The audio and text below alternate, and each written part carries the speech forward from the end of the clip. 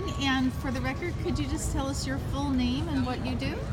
My name is Sioux Colombe, and I'm an advocate for patients in California, mostly for medicinal cannabis patients. I'm a founder of a chapter. It's called the Human Solutions International, and we have 52 chapters all over the world. And our belief is no one should go to jail for a plant. Mm-hmm. So tell us a little bit about how you know Shelby, what your experience has been with Shelby, and the current atmosphere, if you will. Shelby Lucero is a patient first. I met her through Joy Cole, who passed away. We ran a group together, and Shelby opened up a collective in the county of Sacramento. There was 110 collectives open at one point.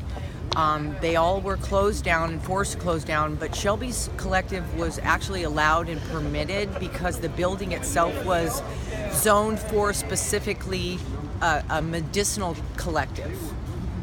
And she had a restaurant which served the public and a collective that served privately. You know, no different than other private clubs. So the Human Solution is a great organization. Tell us a little bit about the work that the group has done over the years as far as court support and helping patients who are facing charges.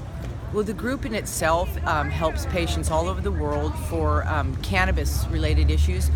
My group personally in Sacramento has ties to a case in New Jersey with Tosh 1, Peter Tosh's son.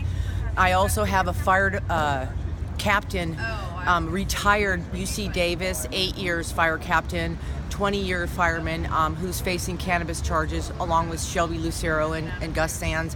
I also have a patient named Anna Naraville. She is facing from the city itself, and these patients actually have credible backgrounds. They're all business people, firemen. We have physicians that have been under fire, lawyers that have been under fire, and it is all based on medicinal cannabis use. This is 2016, and in November they're going to have a election to legalize cannabis, which it's already legal in California under Prop 215. And I would suggest you vote no on 64. We need to get the medical down. Shelby Lucero and Gus Sands are two patients in the Sacramento County that are being charged under the old regime of the drug war.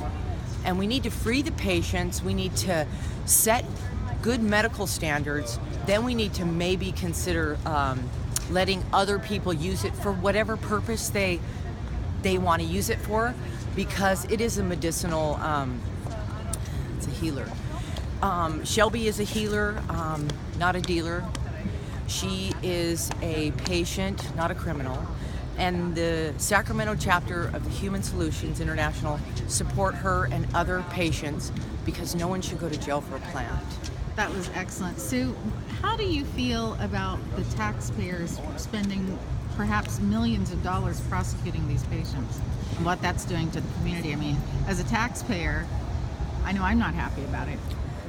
I believe that transparency with these cases is really important, and we're trying to gather facts of how many criminal cannabis cases have been charged, convictions, and other issues that happen within the 52 counties of California.